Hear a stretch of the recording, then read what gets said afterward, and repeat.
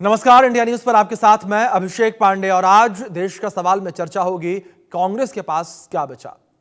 भारतीय स्वतंत्रता संग्राम की रीढ़ बनी और देश की राजनीति में अहम जगह रखने वाली इंडियन नेशनल कांग्रेस 140 साल की हो चुकी है।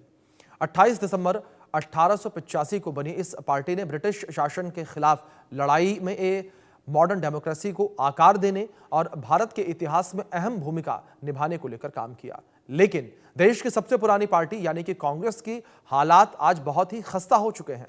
लोकसभा से लेकर विधानसभा तक के चुनावों में उसकी बुरी तरीके से हार होती जा रही है। 2024 लोकसभा चुनाव में बीजेपी को चुनौती देने के लिए इंडिया गठबंधन भी बनाया गया, लेकिन इसके बावजूद वो अपनी वापसी नहीं करा पाई। लगातार हार के कारण कांग्रेस अपना जनाधार खोती जा रही है। 1984 में हुए लोकसभा चुनाव से लेकर 2019 के लोकसभा चुनाव तक की बात करें तो कांग्रेस अपने दम पर सरकार बनाने में कामयाब नहीं हो पाई है और उसका वोट प्रतिशत भी लगातार गिर रहा है। ऐसे में सवाल यहां पर यह है कि आखिर कांग्रेस को कैसे संजीवनी मिलेगी। देश की सबसे पुरानी पार्टी को आखिर क्या हो गया है, क्यों लगता है उसकी हार पर हार होती जा रही है। देश का सवाल में आज इसी खास मुद्दे पर हम कुछ खास मेहमानों से चर्चा करेंगे, उनके साथ बातचीत करेंगे और बातचीत करके समझने का प्रयास करेंगे कि आखिर कांग्रेस का जनाधार खोता क्यों जा रहा है। लेकिन उससे पहले आप कुछ बयान सुन लीजिए। बहुत बड़ा आंदोलन करने का निर्णय लिया और उस जो शपथ विधि में हमने 5 बिंदुओं पर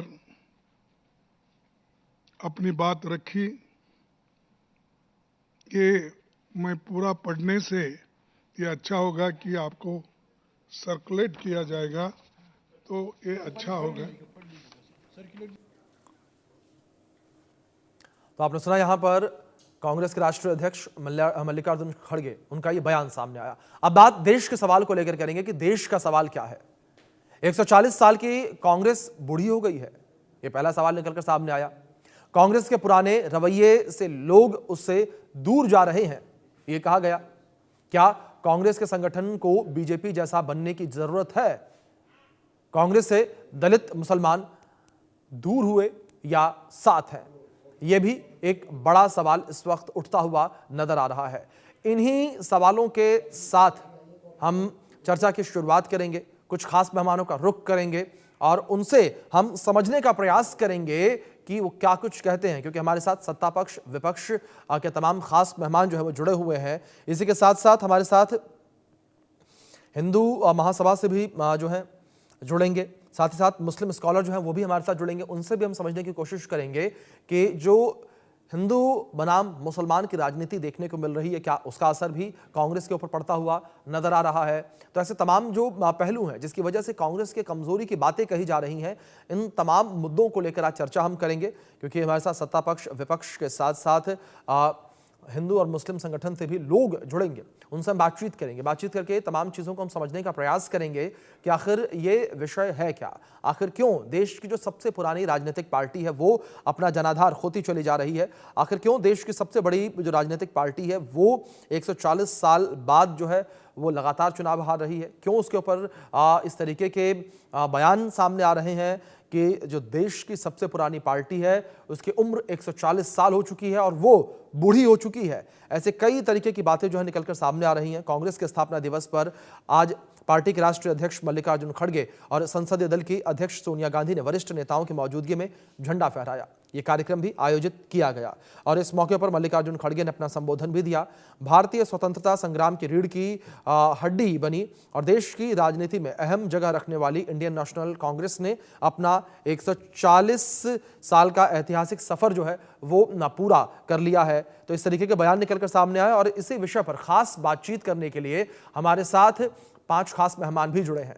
उनका परिचय मैं आपसे करवा दूं। सबसे पहले हमारे साथ अनिरुद्ध प्रताप सिंह जी जुड़े हैं, प्रवक्ता हैं बीजेपी से। हमारे साथ चंद्रमोहन शर्मा जी जुड़े हैं जो कि प्रवक्ता कांग्रेस से हैं। अब्दुल हमीद जी जुड़े हैं, नौमानी जी मुस्लिम स्कॉलर हैं। हमारे साथ विक्रम गोस्वामी जी जुड़े हैं जो कि प्रवक्ता हैं विश्व हिंदू महासभा के। हमारे साथ डीपीएसएस के अध्यक्ष दामोदर यादव जी भी जुड़े हुए हैं। और आप सभी मेहमानों का बहुत स्वागत है इस चर्चा में। चर्चा की शुरुआत सबसे पहले यहाँ पर मैं चंद्रमोहन शर्मा जी से ही करना चाहूँगा। चंद्रमोहन शर्मा जी, जिस तरीके से जो भी हाल फिलहाल के चुनाव के नतीजे निकलकर सामने आए हैं, या पिछले 3 लोकसभा चुनाव के नतीजों को लेकर बात करें, या जो विधानसभा के चुनाव 2023 में हुए थे 5 राज्यों में, वहां पर भी 4 राज्यों में कांग्रेस हारी थी, तो लगातार जो कांग्रेस की हार है उस हार को आप किस तरीके से देख रहे हैं? क्या आपको लगता है कि कांग्रेस का जनाधार खत्म होता हुआ नजर आ रहा है, जिस तरीके से विपक्ष आप लोगों के ऊपर आरोप भी लगाता है और कहता भी है ये बातें? देखिए, बिल्कुल नहीं कि कांग्रेस का कोई जनाधार खत्म हो रहा है या कांग्रेस की हार से कांग्रेस का कोई हौसला खत्म हो रहा है या जी देश का जनमानस कांग्रेस के प्रति आकर्षित नहीं है। जी विषय क्या है कि जिन मुद्दों को कांग्रेस पार्टी के द्वारा उठाया जाता है, क्या उसके ऊपर उन सोशल मीडिया पे या जो आज का मीडिया कभी चर्चा करता है? आज तो चर्चा ही एक धार्मिक संस्थानों के और धार्मिक धर्म के प्रति करी जाती है। देश के अंदर अगर कोई मुद्दा है उसके ऊपर चर्चा करने से कतराया जाता है। विपक्ष का दायित्व क्या होता है? विपक्ष जी। दायित्व के अंदर राहुल गांधी जी के नेतृत्व के अंदर उन मुद्दों को निरंतर उठा रही है जो विपक्ष उठाता है, जो कभी भी भारतीय जनता पार्टी 57 साल तक विपक्ष में रहते हुए महंगाई के प्रति, भ्रष्टाचार के प्रति, परिवारवाद के प्रति या देश के अंदर जितने भी डेवलपमेंट ना हो पाने के प्रति उठाती थी, उन्हीं मुद्दों को आज भारतीय जनता पार्टी के विरुद्ध कांग्रेस के नेता राहुल गांधी लेके आते हैं। क्या उसके ऊपर कभी चर्चा करने के लिए भारतीय जनता पार्टी के नेता या भारतीय जनता पार्टी पूरी तरह से निष्पक्षता के साथ सामने आई? नहीं। लेकिन अगर आज वो आती है तो वो इस बात से आती है कि अगर मनरेगा का नाम बदल दिया जाए और उसमें राम लिख दिया जाए तो उनको इस बात पे चर्चा करनी है कि राम का विरोध कांग्रेस पार्टी क्यों कर रही है, लेकिन उसके तथ्य पे नहीं जाना कि राम का विरोध नहीं, राम की उस प्रजा को जो अधिकार एक राजा, एक सरकार जो चुनता है उसके थ्रू मिलता था, उसको बदलने की कौन सी नीति थी? उन मजदूरों को जो अधिकार मिलता था, जो जिसके थ्रू वो अपने रोजगार वेतन लेते थे, उनकी रोजगार होता, उसके प्रति आपका झुकाव किस परिवार और किस मित्र मंडली की तरफ?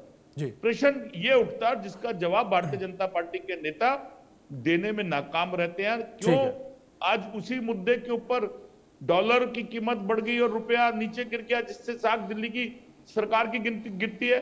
ये तो आज कांग्रेस के नेता कर रहे हैं। किसी समय तो गुजरात के मुख्यमंत्री कहते थे, जो आज प्रधानमंत्री है देश के, तो क्या उनके रहने से साख है और कांग्रेस थी तो साख गिर रही थी?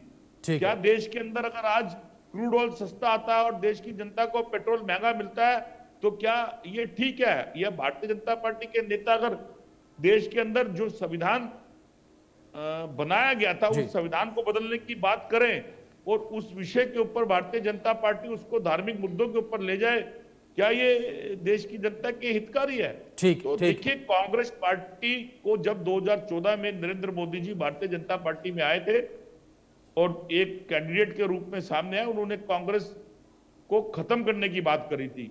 12 साल हो गए, उनकी बाल सफेद हो गए, शायद हाथ कांपने लग गए। कांग्रेस उस 40 से 102 पे आ गई और कई जगह पर, मतलब चंद्रमोहन जी, आपका ये कहना है कि कांग्रेस अब बढ़ी है समय के साथ?